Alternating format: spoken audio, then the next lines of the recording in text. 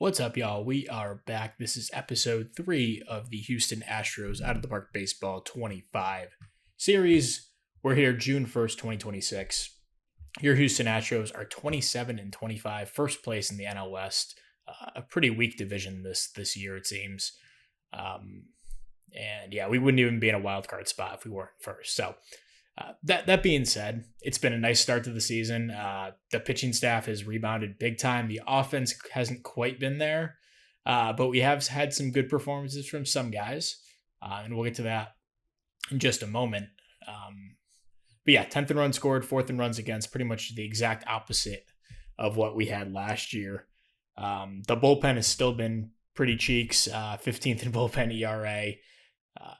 Hopefully that corrects itself. But, that's definitely hoping for the best. We really haven't had any standout relievers outside of Wikelman Gonzalez.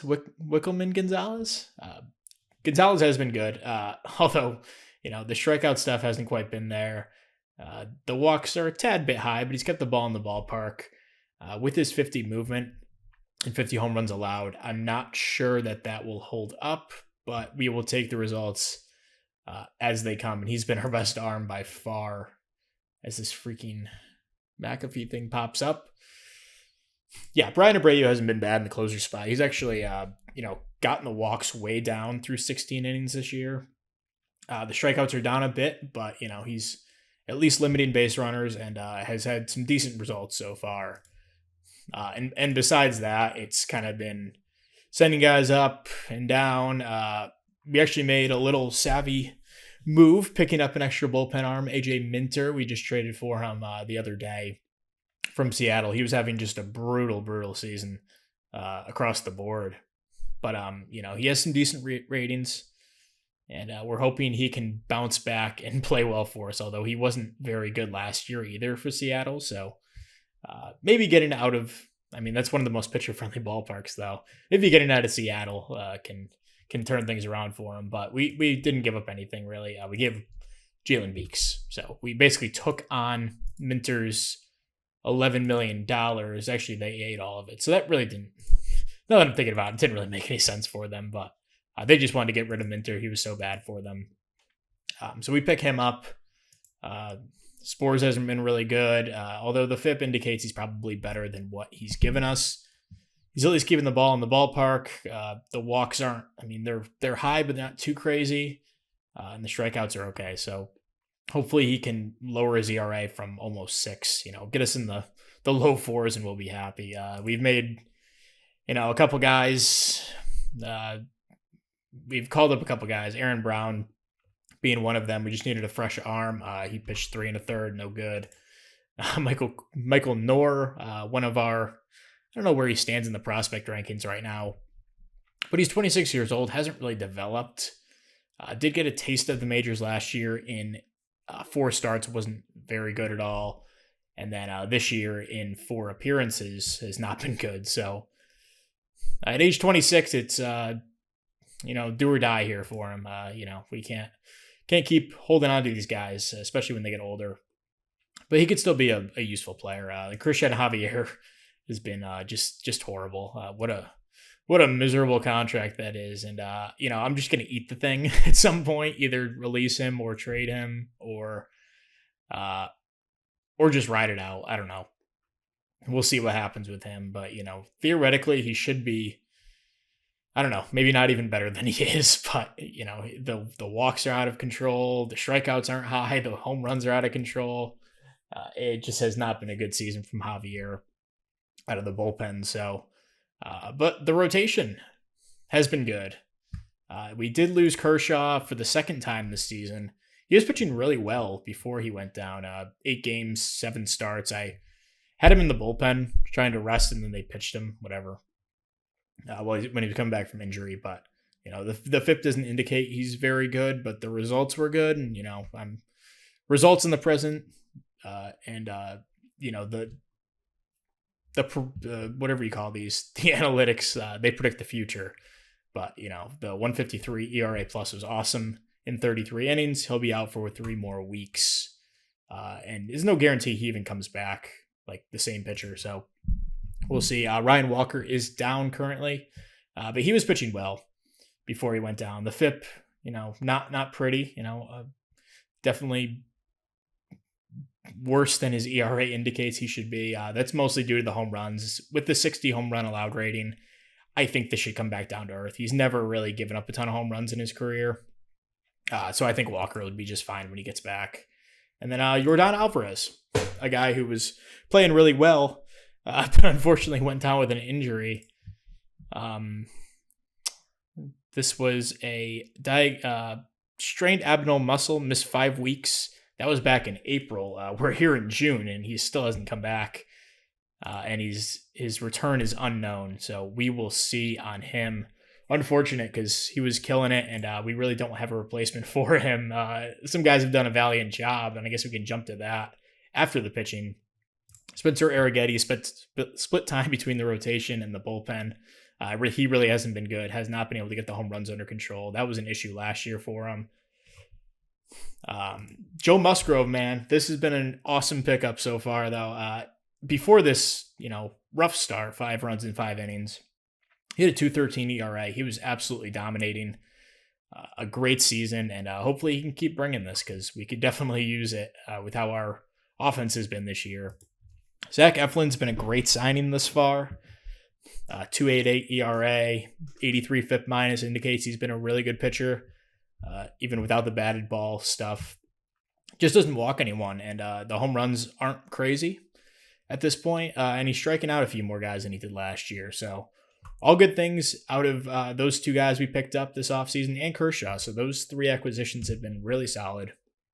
The Kershaw thing is tough because we paid him $7.5 million, kind of knowing he was going to get hurt at some point. We just hope he comes back and is a viable starter for us. Luis Garcia, he made 16 starts last year. He was coming off, I think, Tommy John. I could only assume, and he wasn't really good, but I still liked him coming into this year. I gave him the rotation spot, and he's had a great season to start. Everything's pretty much in line, but he's kept the ball in the ballpark, which is huge. So we love what we've gotten out of Garcia and Hunter Brown, who, the big story, one of the stories of the offseason was his control improved, and that has definitely shown up. The walks are down a good amount thus far. And he's kept the ball in the ballpark. 80 FIP minus indicates he's been a really good pitcher. ERA is right in line with that. So he's been awesome. So the rotation has been really good all around. No complaints there. And then the offense, without Yordan, I mean, it's been difficult to find stuff, but we've gotten some guys to play well. Starting with Isaac Paredes, who did have a pretty rough first season in Houston last year. Only hit 18 home runs with the 60 power. He's not a BABIP guy. Like, he's never going to have high BABIP, but the BABIP really hasn't improved much, but he's hitting the ball out of the ballpark, which is big for us. Turning those doubles into home runs. Already has 10 this season, compared to his 18 all of last year. And playing right field, it's probably been a good thing for him, although he's been pretty putrid out there as well. I don't know what his long-term future is, but we've needed some offense, and he's given it to us. Nick Maton, a guy we signed to a minor league free agent deal, $1.5 million guaranteed if he made the team. He did wind up making the team out of spring. And he's been great over at third base. 124 OPS plus, 123 WRC plus. The BABIP's not crazy. This is definitely sustainable for him. Even if he's a league average bat, he brings some solid defense over at third base. As a platoon option, you can't do much worse than him. Marco Luciano is kind of the other part of that platoon. / I think he's been playing some second base. Or he was playing second base, I think. He's played a little bit of second, a little bit of short, a little bit of third. But I think he's just a platoon partner at this point. Yeah, him and Maton are platooning at third. But he's been great in the at-bats that he's gotten. 127 plate appearances and 119 OPS plus. BABIP's a little out of control. I expect him to be more of a league average bat, but if he can bring that in that platoon, I think that's a really good thing for us. And Alec Burleson, we signed him to a minor league deal this offseason. We've needed him.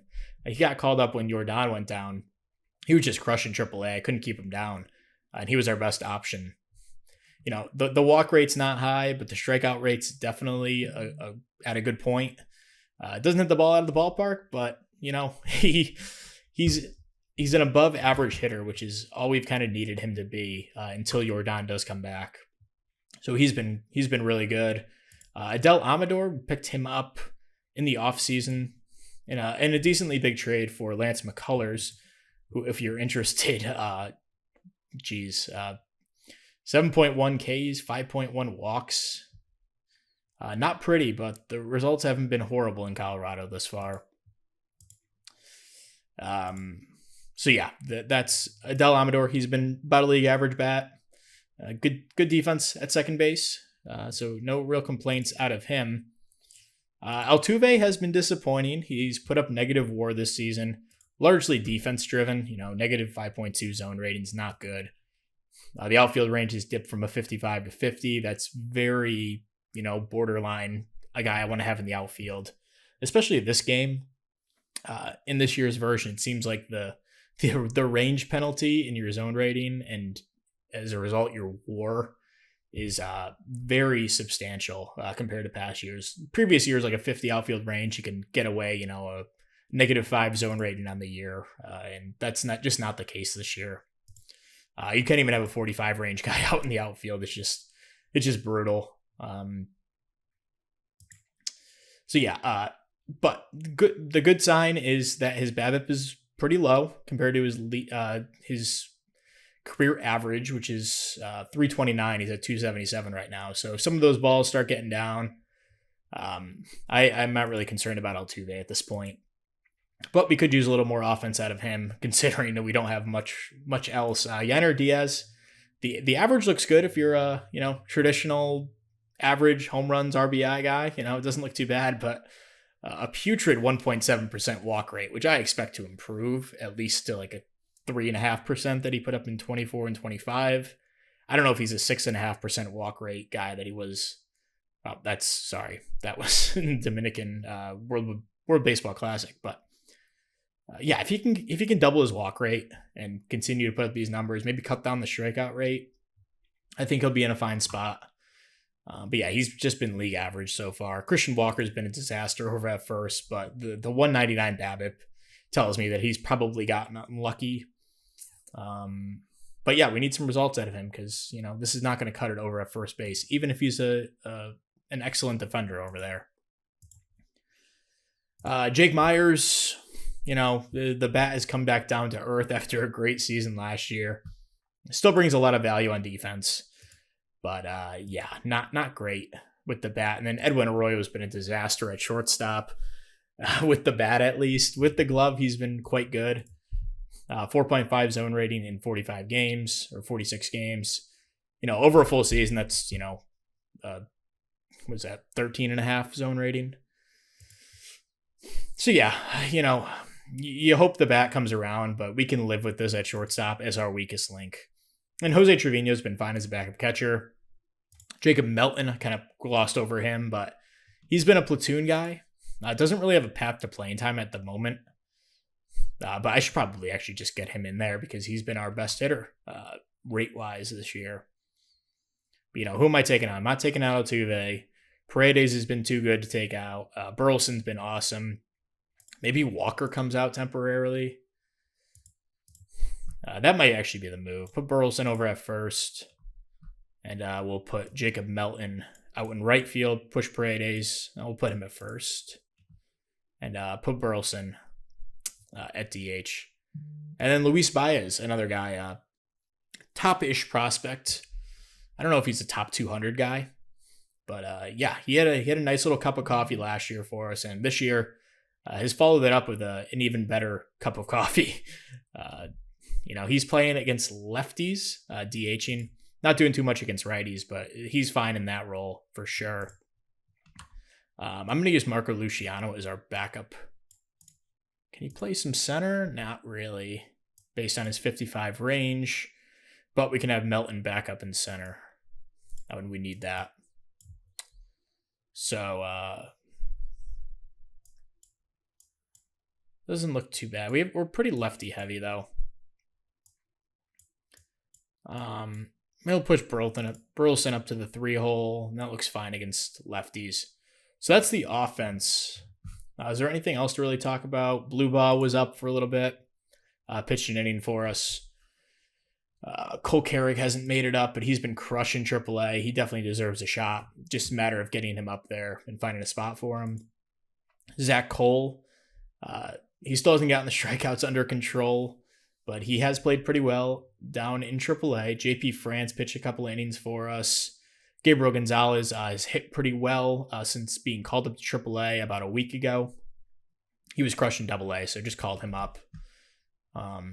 Sammy Natera's pitched a few innings up in the majors for us. Wasn't very good, but he'll probably be fine in the long run. Miguel Palma's been in AAA all year. And Uola has not made an appearance yet this year. So that's the entire 40-man. This guy added in the offseason. He could probably stay at AA for now. And then I just want to do a little prospect highlight here. So Matt Scott in high A this season. He was our first round pick last year. Played really well in A-ball last season. So I pushed him up to high A. That might have been a mistake. He's walking almost 9 guys per 9. The strikeouts look good. He hasn't given up a home run yet. And the FIP isn't ugly. So I'm going to keep him in high A and see if he can figure things out. But yeah, it hasn't been a great start for him. He's got to get the walks under control before he can be an impact player. Pedro Beltran in rookie ball so far in the Dominican League. Absolutely killing it. And once rookie ball, the summer league starts for drafted prospects, we'll move him over there and see how he does. Those leagues are kind of staggered in my save and how they're set up. I think the rookie league starts July 12th, the day after the draft. So he's got about another month in the Dominican League, and then I'll move him there. Luis Baez, we talked about him. He's the number 151st prospect. Michael Knorr talked about him. Malcolm Moore, a guy we got in the trade with Texas for Victor Caratini. He's been really good in AA. Can definitely earn a promotion pretty soon up to AAA. Josar Gonzalez, the guy we got in the San Francisco trade for, who was this? Framber. And he wound up signing with Milwaukee. A 1-year deal for $26 million. He'll be back in 4 weeks, just in time for the trade deadline. So maybe a guy we look to target. We'll see. But he's into A-ball. Hasn't done too much yet. He did about the same last year in his small taste of that league. But still have faith in him long term. Cam Smith, a guy I really want to get up to the majors, but he just hasn't really done anything in AAA. The strikeout rate's still too high for my liking. Everything else is probably there, but yeah, we don't have a spot for him, and he hasn't really performed well in AAA. Like, he's got to start playing really well, or things are going to have to change with our long-term outlook on him. Austin Gordon, guy we got in a trade last year with the Angels. He's been pitching really well in AA, but did go down with shoulder inflammation. A guy who could see some time in AAA, maybe the Major League roster. We'll see how he develops when he comes back. Starlin Caba has just flown his way through the minors. He played really well in A-ball last year. Called him up to high A at the end of the year. Didn't do too much. Sorry, that was for the other team, for Miami. We played him in high A, and he played really well last season. We called him up to AA to start the year, and he's definitely held his own with a 105 OPS plus, 1.7 WAR. A guy who doesn't bring a ton of pop or anything, but a good defender over at shortstop, something we could use in the long term, especially if Edwin Arroyo doesn't work out. But yeah, Caba's been good. Fabian Lopez, the guy he's always gonna be compared to. He was playing really well in high A, a 137 WRC plus. Called him up to AA, played 8 games, been really, really good at that level. Another guy with 75 range, so either of those guys can be shortstops for us. We'll see how that plays out. Gonzalez on the Major League team. And then we get down to some, prospective guys. James Hicks maybe has a future, but he's 25. Hasn't really done much in AAA. We have Andrew Carroll, who was an 8th-round pick last season, guy with really good control. And he was balling out in A-ball, so called him up to high A. And made one start. He was really good. Kenny Gomez, he was crushing AA, but he got hurt. A guy who could see some time in AAA, maybe the Major League roster. Gabriel Gonzalez, who went through with him. I think we did. Yeah, I called him up to AAA. He was beasting in AA. Nate Snead, 3rd-round pick last season, playing pretty well in A-ball as a 22-year-old. He just has issues with the home run ball. It hasn't really bit him yet in A-ball, but I think as he moves to the minors, it's going to start to hurt him. His stamina isn't great for a starter, so he just might be a bullpen arm in the future. We'll see. Alberto Castillo, he's down in the complex. Manuel Urias, a reliever. Juan Ramirez, these guys are both in the international complex. So we're still 25th out of 30. I think our farm's a little better than that, but I guess maybe not. So yeah, that's the June 1st check-in. We'll be back probably actually just a few days for the what do they call that? First year combine. So yeah, we'll be back for that. All right, so we're here for the first year player draft combine, and we have the 3rd pick in this year's draft. So just seeing, they think we're going to take Robbie Smalls with the low work ethic, low leader. Probably not, but you know, there's a chance. I really like this Travis Ramsey guy. This looks pretty good. Yeah, there's quite a few players here. Just looking at this really quick. Todd Ward, it's a crazy build. Joey Vilcheco. Man, that control. If that control can tick up to like a 45, this dude could be a total beast. Definitely a lot of upside guys here. So excited to go through the combine. So, Jason DeCaro, my boy. Yes. Miami Marlins legend last year. 100% scouting him. And I don't even know where he was expected to go in that mock draft. Wasn't very high. DeCaro. He's not even here. What is he, 2nd round? I could have missed him. Well, I'd take him 3rd overall if he's sitting there. I mean, I love Jason DeCaro. That was my boy back in that save. I loved him. I played that series offline. This is probably not relevant to anyone, but I played that series offline. And he just is such a beast. I think he wound up winning a Cy Young. Totally picking him if he's on the board at number 3. But it's definitely worth going through and looking at some other guys. I'm probably not looking high school guy, especially with DeCaro sitting there.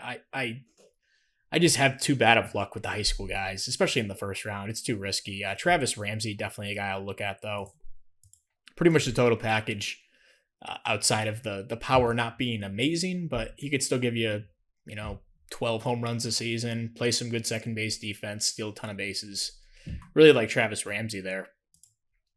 Josh Bowen, another guy I'd consider at number 3. Just going through high school guys. Joey Volcheka, I'll scout him, but probably not a guy I'll look to do. That pick, Daniel Covette. Another guy I drafted one of my series. I think he made it to the majors, but I don't think he was very good. But I can't relate past experiences with these players to where I should draft them here. Like Alex Harrington, a guy I had in my Nashville Stampede series. Grady Emerson was also on that team, or he was in the Twins series that I did. There's just a lot of familiar names I see here. Aiden Knack was another guy I had that wound up working out pretty well.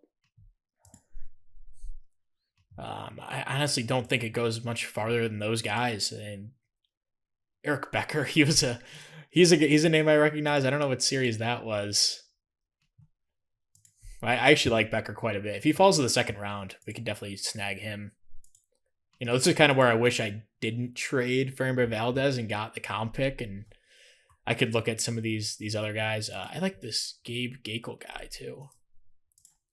He has the 4 pitches, even if the knuckle curve is undeveloped and probably never will be. The 40 stamina is a little concerning.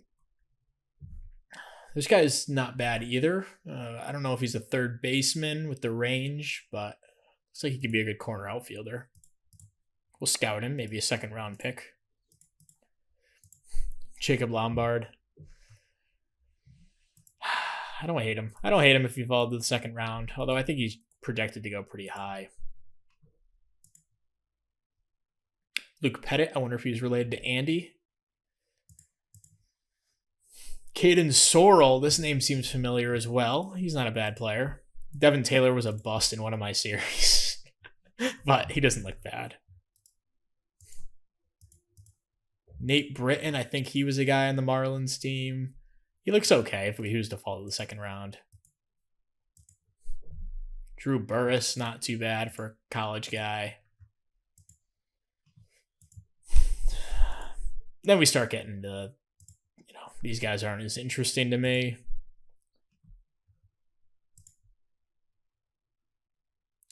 Kyle Johnson, it's worth looking at. Jerveski Lane, he was he could play the infield in this too. Yeah, he wound up being a total beast. He just play everywhere really well. I guess he had like a 75 outfield range and a 75 infield range. And it was just absurd what he turned into as a defender. Yeah, I think we'll probably go with that. Bob Newberry, just a free swinging, horrible power first baseman. TJ Pompey is not bad. I guess Derek Turner, he's a 3-pitch guy though. Okay, so we'll start there. I guess I can scout Grady Emerson. I think I got a couple spots left. Chandler Hart's a 3-pitch guy, doesn't throw hard, low work ethic, low IQ. Keith O'Connor, I think he was expected to go like second.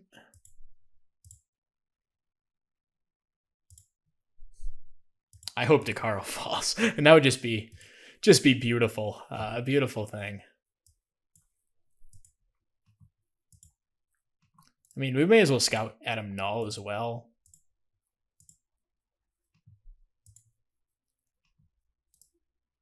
Okay, that's probably good. And let's go to the next day. We're playing Chicago. Last game of the series, and Jordan is on a rehab assignment. I'm going to bring him back when we go to Baltimore. That's something a realistic team would do. They'd say, okay, go rehab. We'll meet you in Baltimore. Ryan Walker also back. I don't think he was out very long. Yeah, he can come back. No rehab. We do need to make a roster spot, though. Could probably use a fresh arm. Michael Knorr pitched really well in his last game. Wound up striking out 3 in 3 scoreless innings. But needing a fresh arm, a guy who just threw a bunch of pitches, probably a good option. And we'll call in Ryan Walker. And, oh man, this takes a lot getting used to. Like when you change their role, like if you went from long relief to setup, he used to just sit down at the bottom, and now he goes up. He's definitely not being. He's like mop up.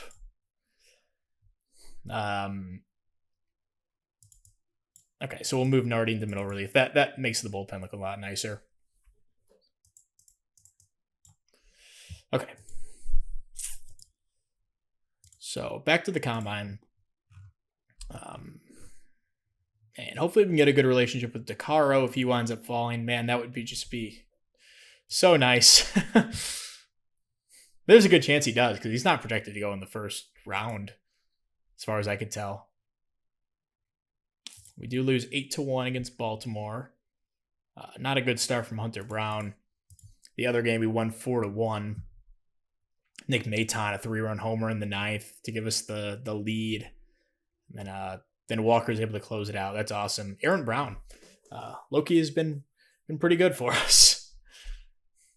But he's a guy who probably gets sent down if we need a fresh arm. But we do have an off day, so that helps. So Arrighetti on the mound against Cortez. We lose 8-4. Arrighetti, another tough game. Wilkerman Gonzalez gets blown up. He's probably due for that. There's still guys out here? Wow. Do I have any money? No, I'm out of money. Okay. So Dakara, we have a strong relationship with. That's awesome. I wonder if his scouting has changed.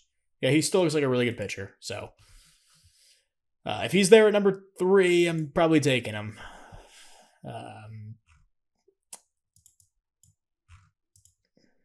Yeah, I don't see going any other direction with that. If he's not there for some reason, that would be just tragic. Okay. So Dakaro, we end on high scouting, medium development risk. That 80 control potential is beautiful. 65 stuff, and his movement's not even bad either. Definitely above average. 4 good pitches potentially. That changeup's not completely zero, so I think he can develop the fourth pitch. So yeah, that's excellent.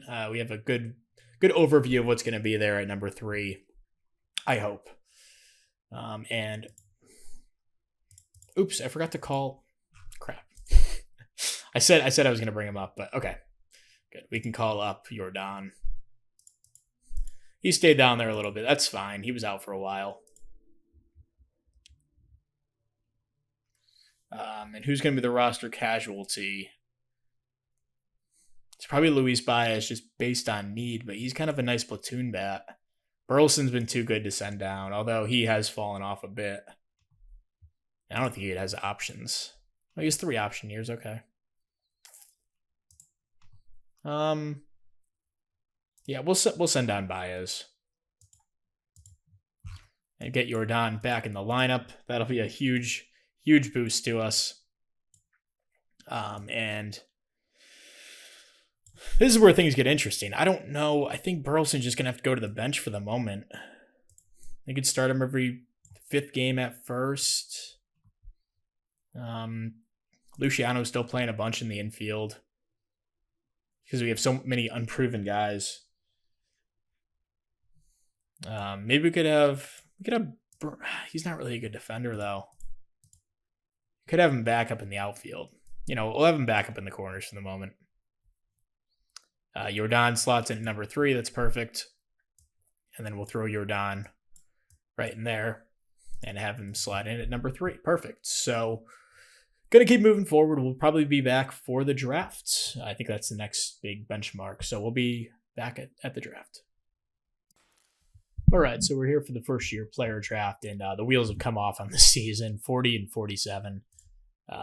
This month has just been brutal. 1-7 so far in July after a 12-15 June, April and May.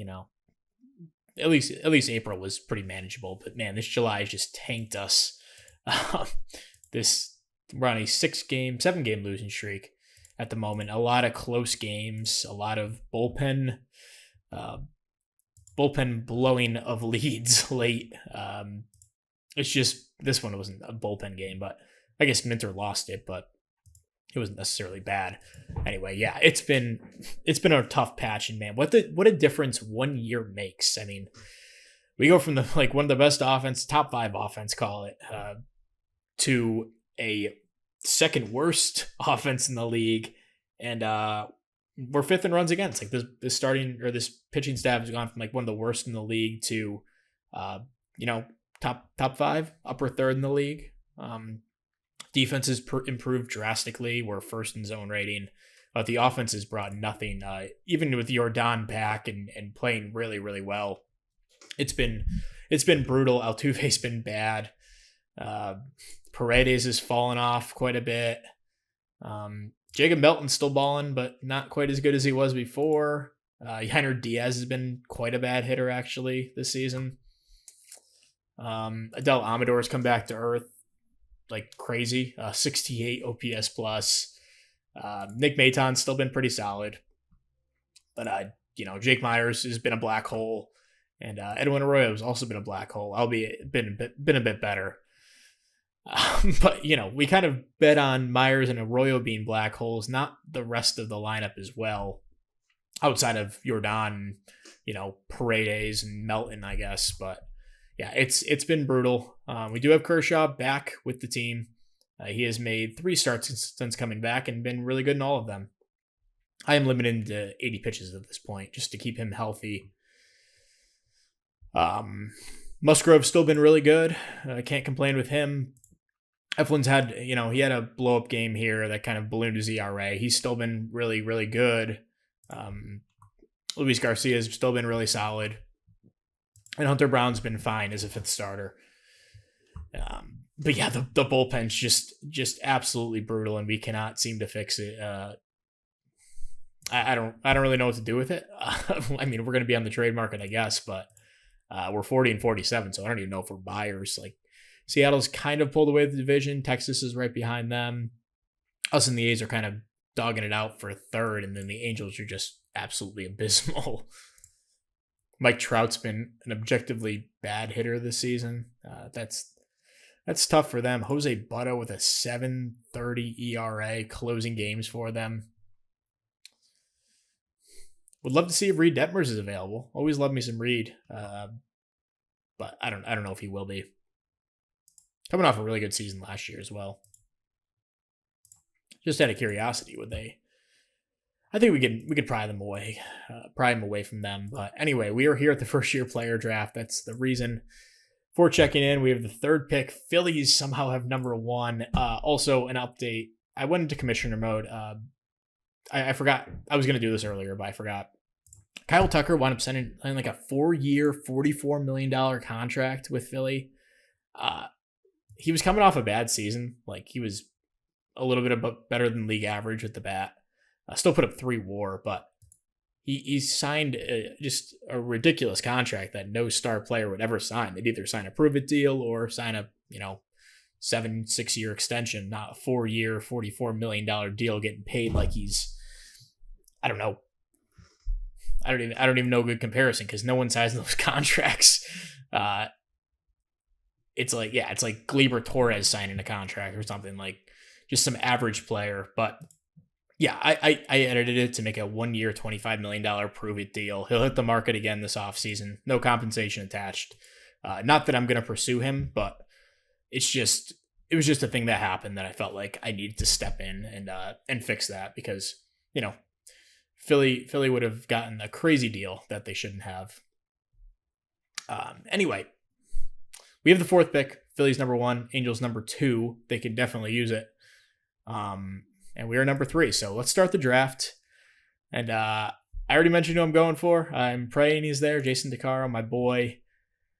At number 3, how many times am I going to say he's my boy? Okay, Philly's number 1. And they take Travis Ramsey. Not a bad pick. He was definitely on my big board. Probably my 2nd guy I would have gone with. College guy, good upside. Even if it's not a spectacular upside, he can be a damn good, 6-win player for you. Even if he doesn't bring power. Angels number 2. Let's see where they go. And they draft Todd Ward. Incredibly risky player that I wouldn't touch with a 10-foot pole held by someone else.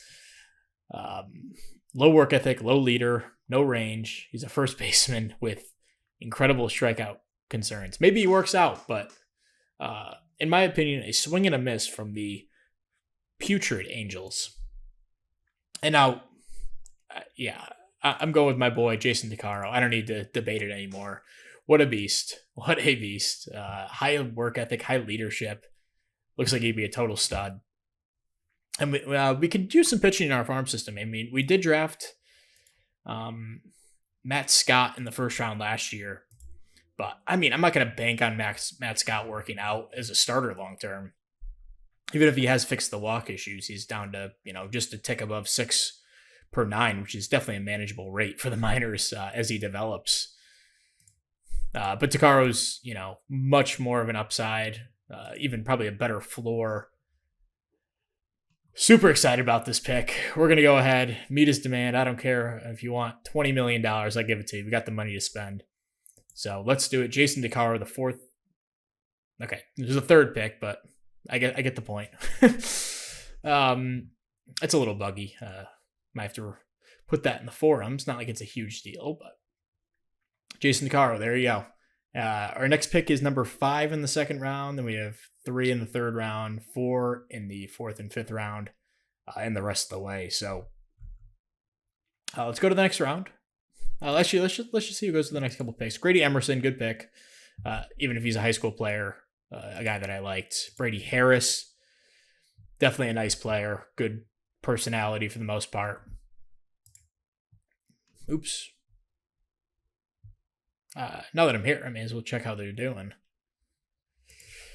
Nick finally made it to the majors. Hasn't done much, but good for him. Number 100 prospect in baseball. Brent Rooker having a sick season. A guy, if the A's fall out of it, maybe we, give them a phone call, even if he has nowhere to play if he got him. Yeah, unfortunately, actually, that probably doesn't make any sense unless we played him at first. I don't know. I think we can live without him. Alex Harrington, great defender, high school guy. Maybe he's a JUCO guy. No, he's high school.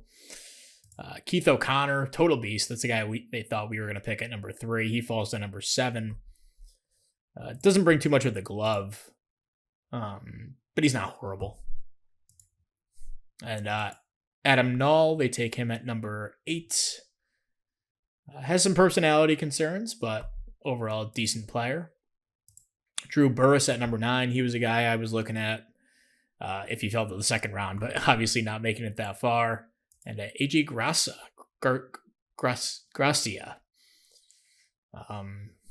Nice high floor player. Nothing special. So let's go to our pick. And looks like there's still some decent players out here. Deion Cole, a guy I was looking at, he went. Kyle Johnson, another one. Cameron Flukie, a guy I kind of liked, although now looking at it over it again, the personality not great. Devin Taylor, not a bad player at all. Okay, so let's go to the sortable list, get a better view of these guys. View all players. So Josh Cohen, definitely an option. I did scout him. I thought I scouted him. I guess maybe not. I don't know if we want to take 2 starters in a row, but if there's nothing better, might not be a bad option. Although the pitch mix is a little concerning. Fastball, sinker, splitter, cutter. Not a ton of horizontal movement. Still not sure if that makes a difference, but I know, I've had guys who are fastball, sinker, cutter guys that just didn't perform well. Didn't strike out as many as you may think based on their stuff. Jose Moncada, a fascinating player, but no infield range. He's basically a standstill second baseman who can turn a double play. Just a bizarre build defensively. But anything out of arm's reach, he's not getting there. Sean Perkins, low work ethic, low leadership. Not a bad player, though. Christian Doty, your run-of-the-mill high school shortstop prospect that probably won't work out. 3-pitch guy, low IQ. Hunter Watson, another 3-pitch guy. The 3-pitch guys I typically don't even bother looking at. I just prefer the 4-pitch guys. Gabe Gakel was a guy I was looking at. Although he only has average scouting accuracy, which is interesting. 40 stamina is a little concerning if that ticks down, but does potentially have 4 pitches to work with. Not a bad player at all. Gabe Gakel definitely on my list. Speed this up and go through a couple more guys. This guy's interesting as a reliever, but a little too early for that here in the top of the second round. Even as a 3-pitch guy, this guy's not too bad. Luke Pettit is a 4-pitch guy. Not bad. Not bad. Kyle Stokes, fascinating. Great personality, although lacks some control. And a 3-pitch pitcher. Nate Britton, 4-pitch guy that lacks control and movement. I don't know how he'll wind up playing. Ryan Butler is interesting as well as a high school guy. Nice build. What is he, 6'9", 220? I've got a forkball in there. The changeup probably won't work out, so he's likely yeah. And he isn't. The forkball is an out pitch, and I guess it's mostly only vertical movement though. Cal Fisher, I like him as a high floor infield prospect, although he lacks work ethic and IQ, which is a bad combo. Not really the infield range I look for, and not enough power to stick at first. Jerveski Lane, my guy who can play anywhere. Even a little bit of catcher if you need him to fill in. I would definitely consider Lane here. If or maybe the next round. Huge control issues. Daniel Latham, not bad at all. A couple more 3-pitch guys. Bob Newberry, fascinating prospect. Not really in a good way either. Oh, Liam Peterson. Okay, yeah, he was a. What did I take him in? Was it? I think it was. Took him like 3rd overall, and maybe the Brewers save last year.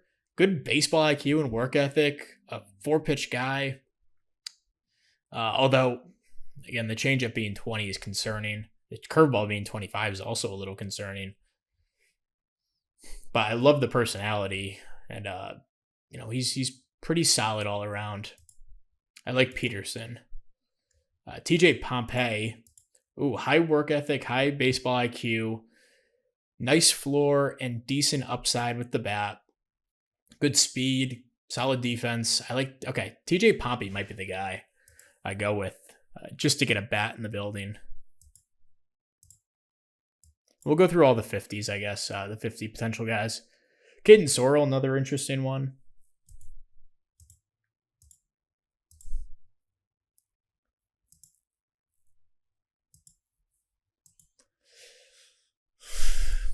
Okay, so we went through all the 50s. Not that I exclusively look at that, but it does mean a little bit of something. So Peterson was on my list. Cohen was there, but I had concerns about the out pitch.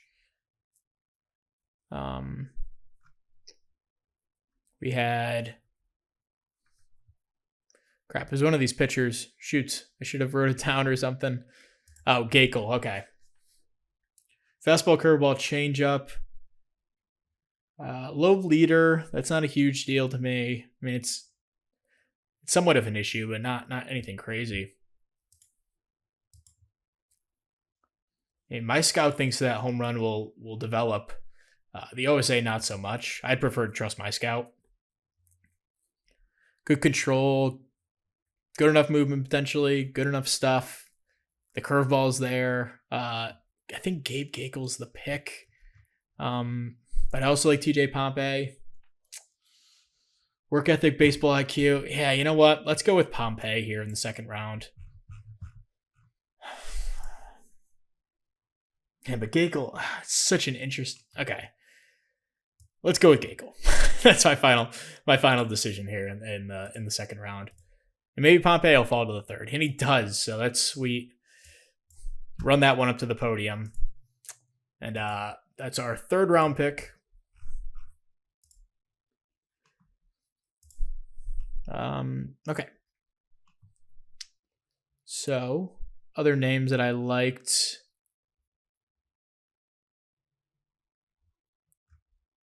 Malachi Washington had a good range. I mean, I can't throw a dart at him. Be a waste of a pick. I mean, hey, we can go for this reliever. We could certainly use a bullpen arm. He's not like amazing though. He's durable. I mean, hey, it's a four. We're we in the fourth round now. If nothing else that catches my eye.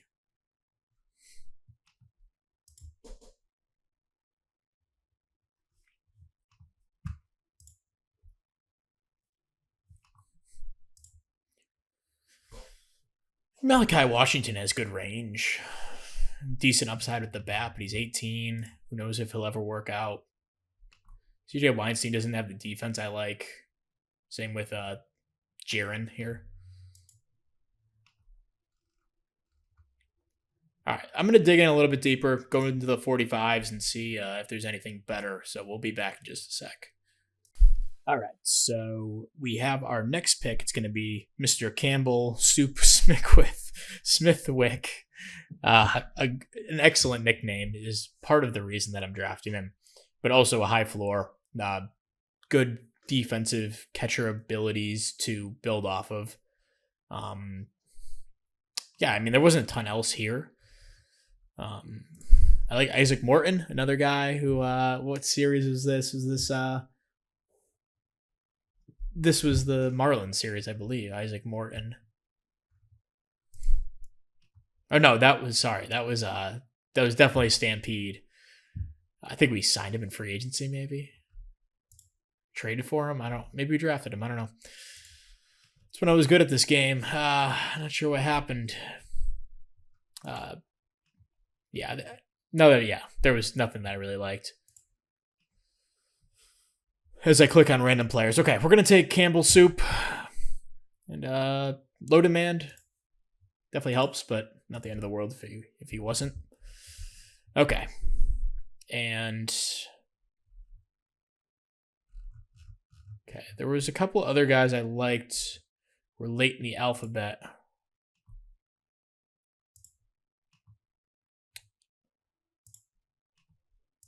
Not sure which ones they were though. Bob Schultz is a nice throw a dart at him, but he's a side armor, gonna have huge splits. Don't even know if he's a starter, quite frankly, but he was a guy who was interesting. Dylan, which one of these catchers had really good personality? Oh, it was this guy, Murrieta. Maybe we double up on catcher and just see who wins out in the long run. Just a sick personality. I'm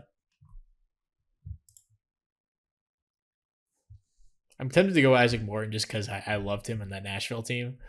But can't look back on that. That means nothing. No, I'm going to go through the rest of the draft off camera. Make sure we make all these picks count. And we'll just come back with the results. I'm sure gone through enough of this already that I'll be satisfied. Boggin Pole's pretty fun. Low baseball IQ. But, the Ks aren't too crazy low. I don't know. Maybe he's a guy we take, but we'll come back with the results in just a sec. All right, so we had a couple of good picks here. So we took Takaro number 1. We'll wait for him to sign and probably send him right to A-ball, maybe high A. Geico we took in the second round, another arm. We did take TJ Pompey. I got to pick which one I want to go with. In the third round, Campbell Soup Smithwick. In the fourth round, then we did wind up taking Jared Advincula in the fifth round. There wasn't a ton there. I know he has low work ethic and not great defense, but the bat upside is good enough where I was willing to just throw a dart at him. Zach McCullough, we took a reliever in the sixth round. Good work ethic, good baseball IQ, huge upside. I could definitely use some bullpen arms. Bobby Lott, a 6-pitch guy, we took in the seventh round. We'll see what he turns into. We took Nick Peralta, high floor, college arm, 5 pitches there.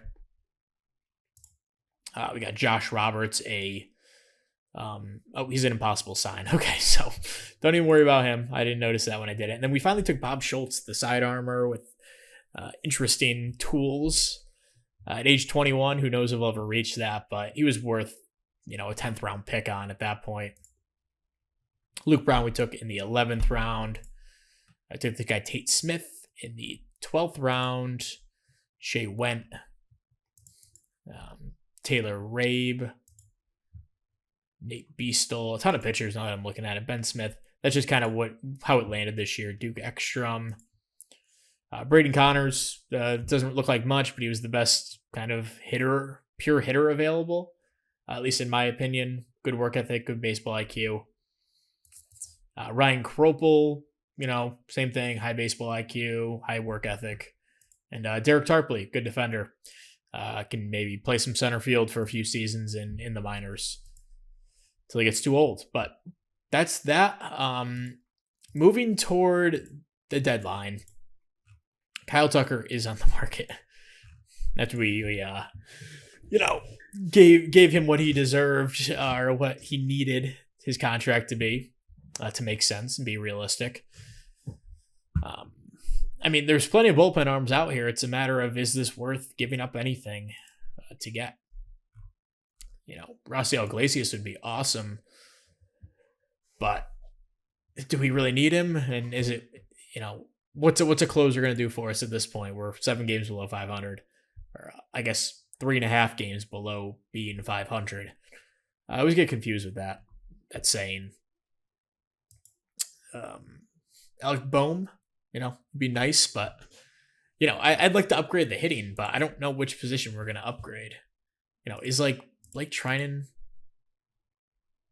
50 innings pitched, he's probably going to hit that.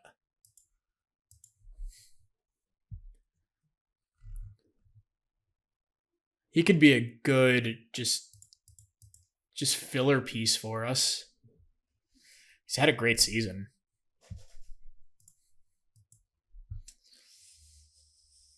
Yeah, we got to get I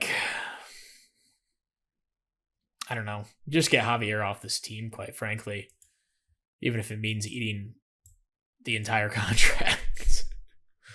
Let's see if anyone would do this. Oh, that's surprising. I guess they're getting a free Christian Javier to play with. Moretta's not really much. Rylan Belak, former Houston Astros farmhand. Yeah, I don't know. I don't even know if that's worth just dumping him entirely. Would they do the same for 90% of the contract? That's the question. Hey, we can get out of $1 million of this. I was going to cut him anyway. I don't want to take too much off this. Jeez, really? They would eat $8 million of this contract for this garbage player, quite frankly. And no offense to the real Christian Javier, of course. But he's just garbage in this game. I don't know. I might do this trade, but I'm going to retain 80% of it, not 60%. That just seems more realistic. I'd pick up Christian Javier for $3 million, not, $8 million. That seems pretty stupid. So we'll go through and do this trade. Just get him off the team. He's a sunk cost at this point, and we maybe get a usable pitcher here. We'll see how Moretta is. And if he's horrible, it's fine. Okay, so that's the first move, I guess, of the deadline. Yeah, it's really just gonna be, let's see where we are on July 25th, and if we lose the next 7 games and we're completely out of it, we'll sell off, or if we're 47-47 or something, maybe we'll buy. So we're just gonna sim a few days and see how this all plays out. Man, so it feels like I've been searching for trades for about an hour and a half. I finally found something. And this is just hilarious to me. I'm not actually going to have them include $35 million of cash, but they would accept this with $35 million of cash. I think it's hilarious. I'm not going to abuse them. Much more manageable $10 million. They have a ton of money to spend, so this doesn't really hurt them. But we're going to go through with this trade, I think. I did add Luis Garcia just to get him off this team. It's not that he's actually pitching quite well. Okay, I should recap what's happened since we last checked in. It's kind of important because I joked about the 47-47. Where the heck is the schedule? schedule. Okay. I joked about the 47-47 right here. And then we went on a 5-game win streak. We were 45-47. And now we've lost 4 in a row, or 5 in a row, to put us right back to where we were, 7 games below 500. I think it's time to sell. We're 6-12 in July. Things aren't necessarily looking like they're going to get better. The offense has been abysmal outside of Jordan. He's been hurt for like half the year. So, we have some older players. We have Kershaw, who's pitched well, but he's 38 years old. The intention was always to bring him in. If we competed, we'll keep him. That's great. But if not, we can sell him off. He's pitched really well for us, so it's tough to give him up, but we're going to send him off in this trade. And Luis Garcia has also pitched really well. Those two guys have probably been our 2 best pitchers rate-wise this season. But, Luis Garcia is a free agent at the end of the year, which is why, I don't think we're going to get a comp pick for him. He's asking for a bit of money, but not like an insane amount. Also, we have so much money to spend this offseason. I hope there's some good free agents because we're maxed out on development and scouting right now, and I have nothing to do with this $100 million. So I hope there's some good free agents we can throw some money at. But yeah, Luis Garcia, he's a nice pitcher, but I'm not going to pay him. I don't really pay middling pitchers. That's just not really how I operate. I just pay top guys, and then I fill in the margins with the rest of the, whatever we can do with the draft and, spending some little money here or there. So he's not a guy I'm gonna pay. I guess I kind of went exactly against that and signed Zach Eflin this offseason, but we had to spend money somewhere. So this is a pretty team-friendly deal. Anyway, getting off track. And Ryan Walker, 30-year-old, going to be 31 pretty soon. He has 3 years of team control after this, so it's not like a necessity to trade him. But this trade just, I noticed the Diamondbacks. I searched around forever looking for trades. Like, it's probably been an hour and a half since I last checked in, just searching for trade, trying to find anything. I did bump up the trade difficulty last time, or in the offseason, I think. I went 2 ticks up. I might wind up 1 tick up and not here, but I could not find a single trade. Like, there was just nothing out there at this difficulty. So I think I'm going to wind up here, but I'm going to play here for the moment. Maybe even I'll go here, and yeah, they'll accept that on that difficulty. So maybe I'll go 1 tick up. Anyway, it's Ryan Walker. It's Clayton Kershaw. It's Nick Matan, who's played really well for us, relative to what we have for the rest of the offense. But I have a couple guys I want to give a shot to here down the stretch. I have Cole Carrig, who the Diamondbacks were just enamored with, and they would have done Jordan Lawler for Carrig straight up. Here he is. He's playing really well in AAA. I want to give him a shot and see what we have in him. He's a versatile player. His home is probably a third, ideally, or a corner outfield spot. Can play some center field, can play all around the infield. So he's a valuable guy in that regard. Also, before we get too far, I did make a minor trade. Picked up this guy, Jay Harry. The Phillies just want to get rid of him. I gave them Marco Luciano, who has theoretical upside. He really fell off, though, like in the last 2 months or so, after a hot start. So the trade is those guys, Luis Garcia, Nick Matan, Kershaw, and Walker for Justin Martinez, who, minus the control, is a relatively similar pitcher to Ryan Walker, ability-wise, in my opinion. He's been a beast the last 2 years for Arizona. He's team controllable. He's going to be 25 pretty soon, so he's still young. So Walker and him can be considered kind of a push. And then Jordan Lawler, who they've just kind of given up on. I don't really blame them. He didn't play well in his short stint last season in the majors, and this year he's been really bad in 100 plate appearances. I still believe in Jordan Lawler. I think he can be a good player, or at least a backup infielder at worst, but I'm going to give him some reps at second base and see how he does there. And then Aiden Curry, another guy they were kind of anxious to get rid of. I see, 5th starter potential here, potentially. He's 24 years old. So he's, a little bit older. but I think there's still room to develop here. We'll see. He's kind of a throw-in. And then $10 million cash to make this trade happen. So this is a pretty big deal.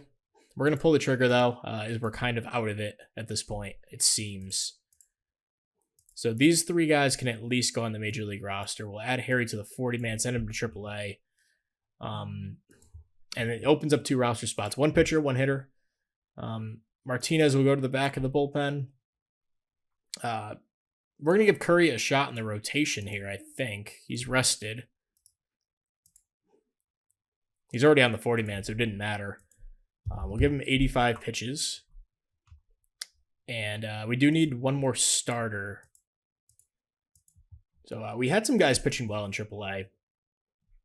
Aaron Brown, we had him up for a little bit. But Ethan Pecco is one of the guys I want to give a chance to.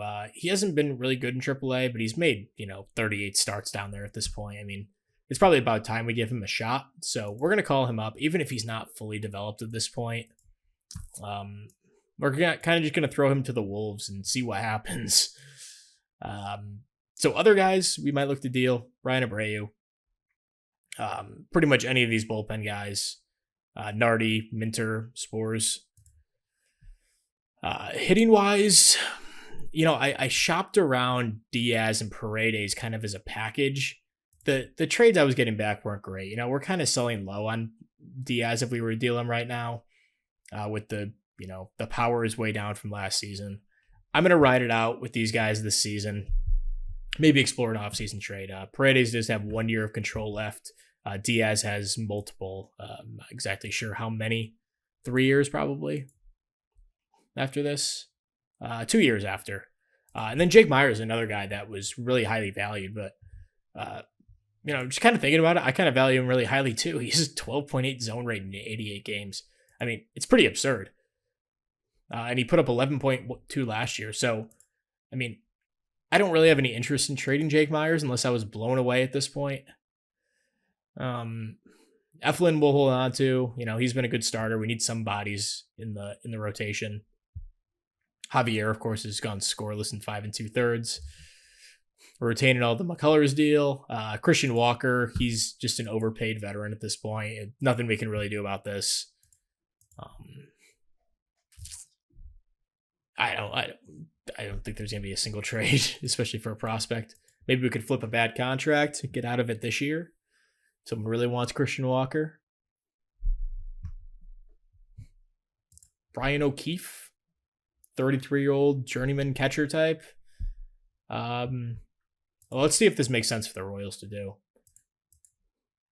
They're neutral. Their first basemen are Andrew McCutchen and Vinny Pasquantino. Pasquantino's been pretty okay, but nothing really impressive.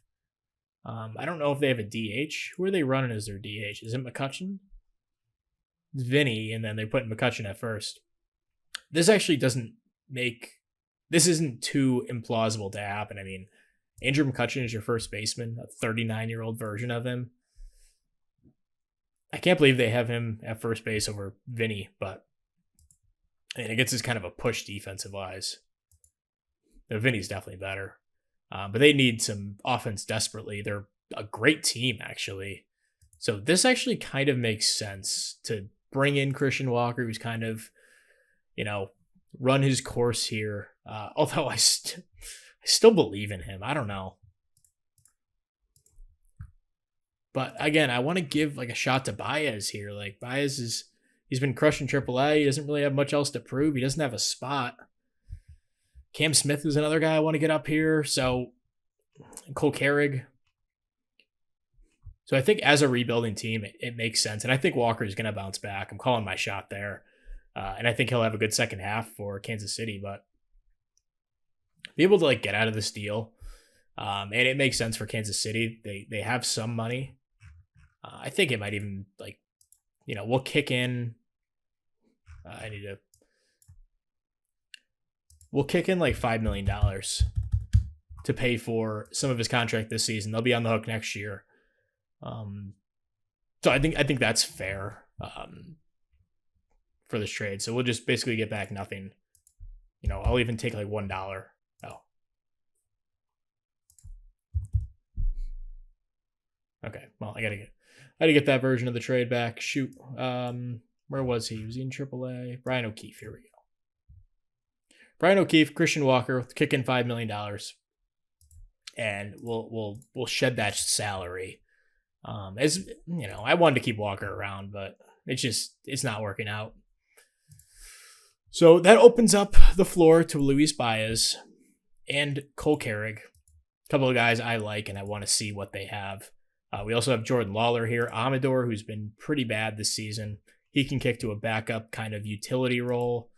Edwin Arroyo, who's been good with the glove but really bad at the bat. He can, get spelled by Amador a couple times a week. So yeah, we'll try that out and see how this goes. We have a couple more days till the deadline, so we'll keep simming. Burleson's a guy I might look to just get rid of by any means necessary. I just don't really need him. Is there a team out there that wants Alec Burleson? He's played pretty damn well for us.